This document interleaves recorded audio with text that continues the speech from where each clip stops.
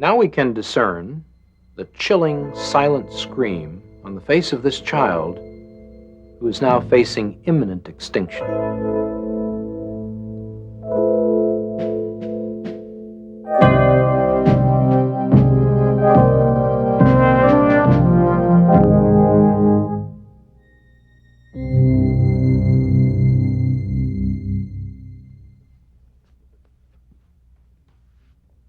My name is Bernard N. Nathanson.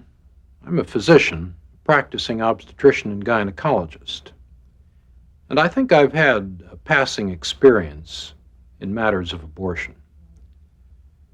Now, when I was a medical student in 1949, we had no such science as fetology.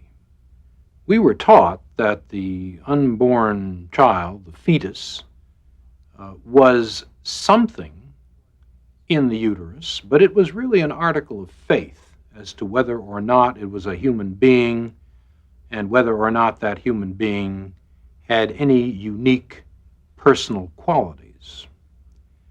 But the whole story has changed since the 1970s. It was at that time that the science of fetology exploded in the medical community. It exploded by means of the introduction of great new technologies such as ultrasound imaging, electronic fetal heart monitoring, fetology, hysteroscopy, radioimmunochemistry, and a host of other dazzling technologies which today constitute, in fact, the corpus of the science of fetology. Real-time ultrasound, that is, imaging of the child in motion, has been available as a clinical tool since 1976. The room for the ultrasound examination consists of a conventional examining table, as well as the ultrasound imaging device itself, a bulky appearing machine here. Now the pregnant woman is positioned on the table for the examination. The abdomen is suitably draped. The head of the instrument is now placed over the uterus. This device, in turn, consists basically of a crystal which sends out pulsing high-frequency sound waves and a transducer which collects the echoes of these waves. The echoes are then collated by a computer, which in turn assembles them into a recognizable image of the living unborn child. And the child can be imaged by either a linear scan, which is useful for later pregnancies, or a sector scan, which is more accurate for delineating the child in an early pregnancy, such as this one. The image, reconstructed from the echo pattern, is capable of truly amazing resolution. And so discerning is this instrument that the tiny valves of the heart can be studied as they snap open and shut during the contractions of the heart. Mothers and fathers, for the first time, have been afforded a view of their unborn child by this spectacular technology. And those technologies, those apparatuses and machines which we now use every day, have convinced us that beyond question, the unborn child is simply another human being, another member of the human community, indistinguishable in every way from any of us. Now, for the first time, we have the technology to see abortion from the victim's vantage point. Ultrasound imaging has allowed us to see this. And so for the first time, we are going to watch a child being torn apart, dismembered, disarticulated, crushed, and destroyed by the unfeeling steel instruments of the abortionist. What we are looking at here is a depiction of the development of this child in its prenatal stage of life, from virtually the very beginnings to the end of that stage. We have here the child at 4 weeks, at 8 weeks, at 12 weeks, at 16 weeks, at 18 weeks, at 20 weeks, and at 28 weeks. As you can see, there is no revolutionary or dramatic change in the form or in the substance of this person throughout this developmental stage.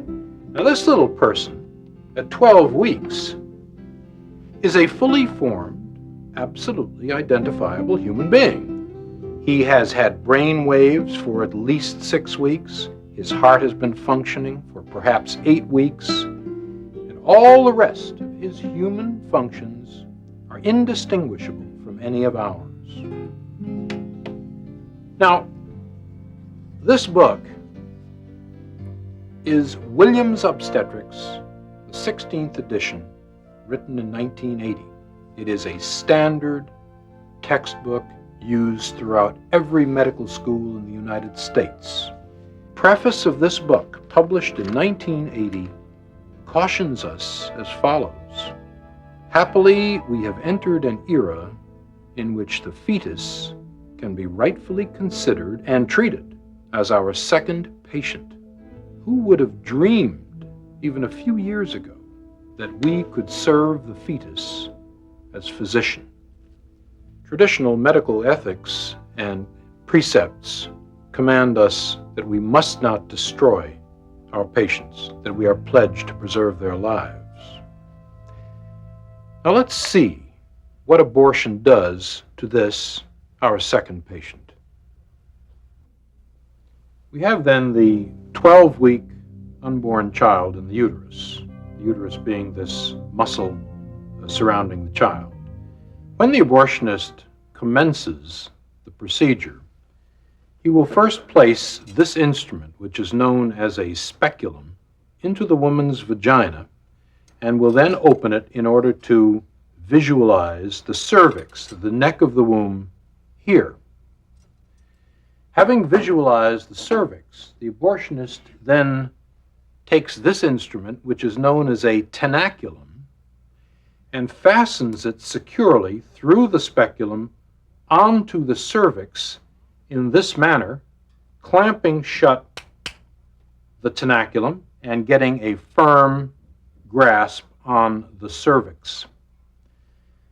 The next instrument which is brought into play is called the sound. This instrument is then introduced into the uterus, and it is then removed, the abortionist having ascertained exactly how deep and in fact how large the uterus is. And then this set of dilators, these metallic curved instruments, are used to effect the opening of the cervix in order to introduce finally the abortion instruments themselves. The abortionist first introduces the most slender of these instruments into the cervix to dilate the cervix, turns the instrument around to a slightly larger end, introduces that end, and then works his way through the various graduated, increasingly larger ends of this dilating instrument. He will then take the instrument known as the suction apparatus, which is opened. It is in a sterile container prior to the actual use of the instrument.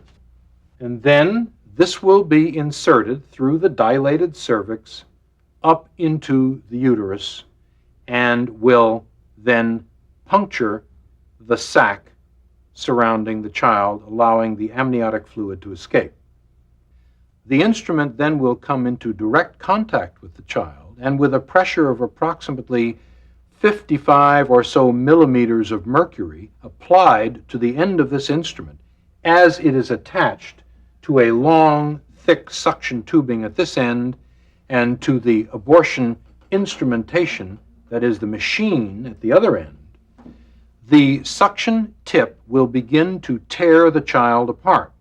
The pieces of the body are torn away, one by one, until finally all that remains are shards of the body and the head itself. The head will be too large to come through this instrument itself. This will necessitate the introduction of this instrument, called a polyp forceps, into the uterus through the already dilated cervix, and the abortionist will then attempt to grasp the free-floating head of the child in the uterus between the rings of this instrument. The head is then crushed, the contents of the head removed, and finally the bones of the head. And the abortion is then effectively at an end. We've seen what the 12-week child appears on the ultrasound screen. And we have also seen the mechanics, the actual steps of a 12-week abortion. Now, for the first time, we're going to see a film made with real-time ultrasound imaging of a 12-week abortion.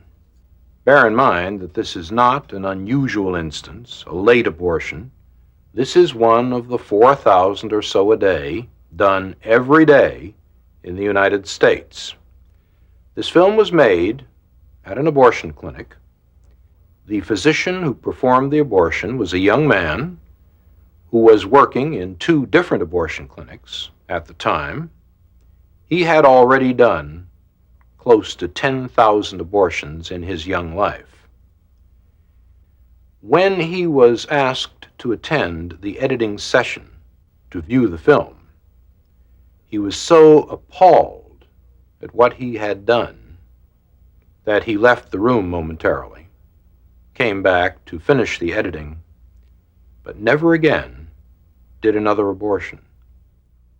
The young woman who used the real-time ultrasound camera was a feminist and a strong pro-abortionist, but she too was so moved by what she saw at the editing session that she never again discussed the subject of abortion.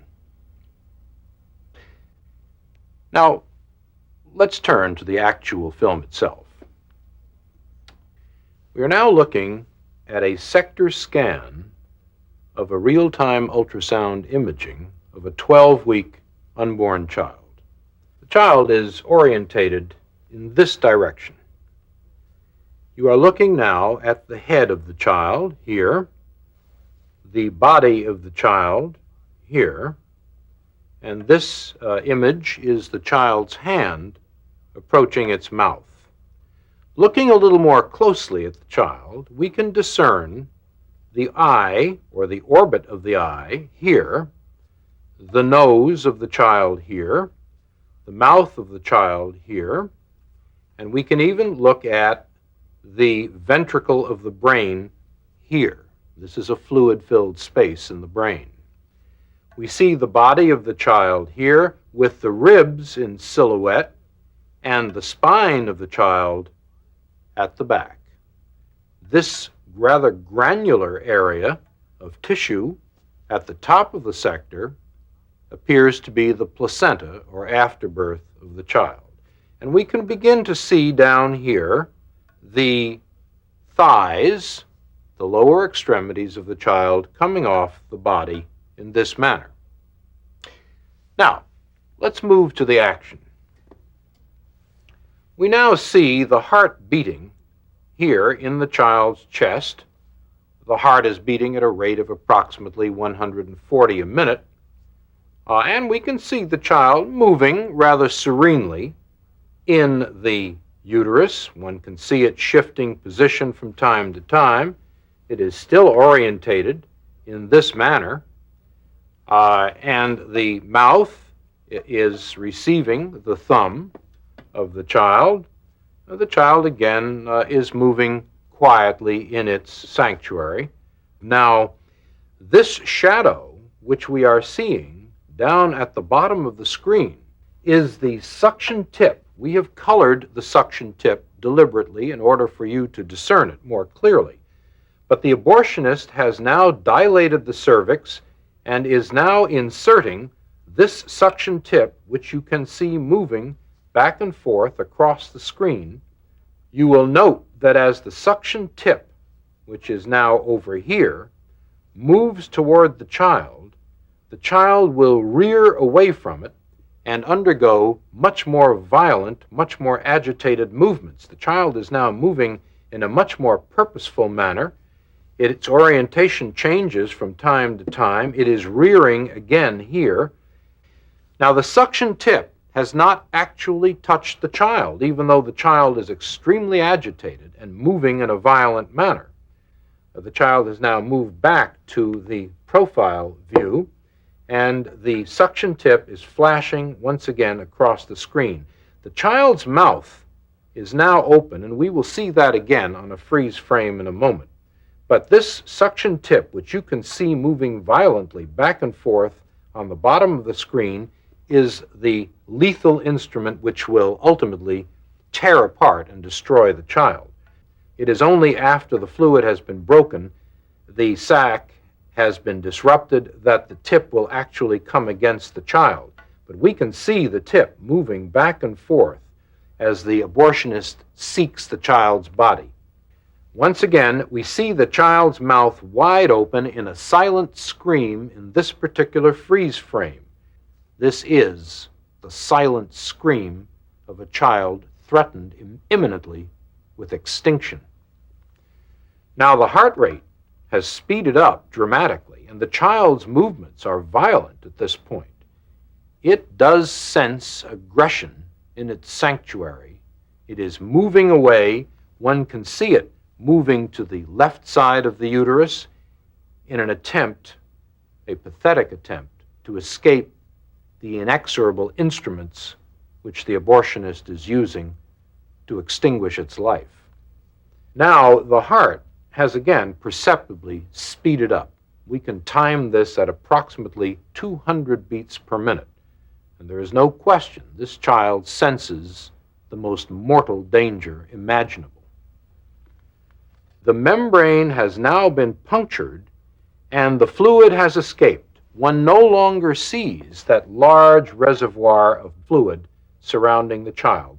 But once the fluid has been drained off, the suction tip has now been firmly clamped to the child's body, and the child is being pulled in a downward direction by the abortionist's suction tip with the negative pressure applied to it, and the body is now being torn systematically from the head of the child being in this direction here. I am now outlining the child's head. The lower extremities have already been lost, and we see the suction tip flashing from time to time in the screen as a typhoon-like series of echoes, and the child is being tugged back and forth as the suction tip has now been applied to the body, and the abortionist is exerting his traction on the child in this manner. The child's head is still discernible here. The body is no longer discernible. It has now been torn from the head. What we see now is the head itself with what is called the midline echo of the head and the spicules or fragments of bone. Now, this head, which I'm outlining here, on this 12-week child is simply too large to be pulled in one piece out of the uterus. The abortionist is going to have to employ this instrument, the polyp forceps, in an attempt to grab the head. The abortionist will attempt to crush the head with this instrument in this manner and remove the head piecemeal from the uterus. The abortionist and the anesthesiologist have a secret language between them which shields them from the grisly reality of what is going on. The abortionist and the anesthesiologist together refer to the head of this child, which is now being sought, as number one. And the anesthesiologist will inquire of the abortionist, "Is number one out yet? Are we finished?" we now see intermittently the shanks or blades of this instrument appearing in the image here. The head tends to float freely in the uterus. Here are the shanks or blades of the instrument coming across here. And the head is now being locked on by this polyp forceps, and the head is being pulled down toward the cervix. Now, all we see remaining are simply the shards, the broken fragments, the pieces of tissue which document that there was once a living, defenseless, tiny human being here. In considering the impact of abortion on our society, let's look at some figures as to what has actually happened in the last 20 years. We have reliable figures indicating that in 1963, long before abortion became legalized by the infamous Roe v. Wade decision, there were approximately 100,000 illegal abortions done annually in the United States, and very few legal abortions. In 1973, the first year in which that Roe v. Wade decision prevailed in this country, there were 750,000 abortions done. And in 1983, the last year for which we have full and complete figures, there were 1.5 million abortions. Now let's look at abortion as an industry. Last year, there were 1.5 million abortions done in this country. And the average cost of an abortion is about $300 to $400 per operation. This has created an industry in this country of about $500 to $600 million a year, which would qualify to be on the Fortune 500 list of largest industries in the world. 90% of these monies are going into the pockets of physicians, and the remainder into the pockets of the entrepreneurs who run the clinics. Now, we've had some recent investigations on the question of these clinics. Clinics are being franchised out like fast food services across the country. We know there are chains of them in California and through the Southwest, and even in the Southeast of the United States. And there is some evidence now that increasingly these clinics are falling into the hands of the mob, of the crime syndicate here in the United States, and that this money, abortion money, is tainted not only by the blood of the innocent victims of abortion, but by the dark hand of the crime syndicate in the United States. When discussing abortion, we must also understand that the unborn child is not the only victim. Women themselves are victims just as the unborn children are. Women have not been told of the true nature of the unborn child. They have not been shown the true facts of what an abortion really is. Women in increasing numbers, hundreds, thousands, even tens of thousands, have had their wombs perforated, infected, destroyed. Women have been sterilized and castrated, all as a result of an operation of which they have had no true knowledge. This film, and other films which may follow like it, must be made a part of the informed consent for any woman before she submits herself to a procedure of this sort. I accuse the National Abortion Rights Action League, I accuse Planned Parenthood and all its co-conspirators in the abortion industry of a consistent conspiracy of silence, of keeping women in the dark with respect to the true nature of abortion. And I challenge all those purveyors of abortion to show this real-time videotape or one similar to it to all women before they consent to abortion. I think I know a little bit about abortion. I was one of the founders of NARAL in 1969. It's now known as the National Abortion Rights Action League. And for a period of 2 years, I was the director of the largest abortion clinic in the Western world. Since those times, we have a science which is known as fetology, which has allowed us to study the human fetus.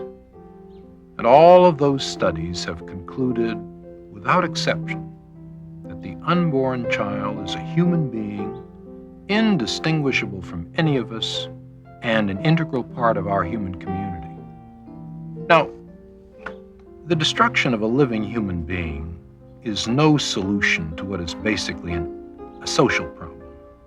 And I believe a resort to such violence is an admission of scientific, and even worse, ethical impoverishment.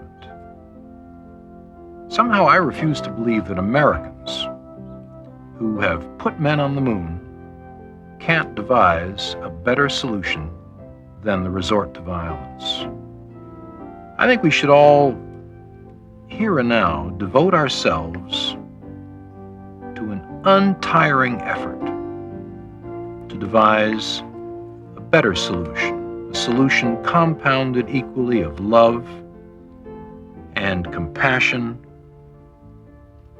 and a decent regard for the overriding priority of human life. Let's all, for humanity's sake, here and now, stop the killing.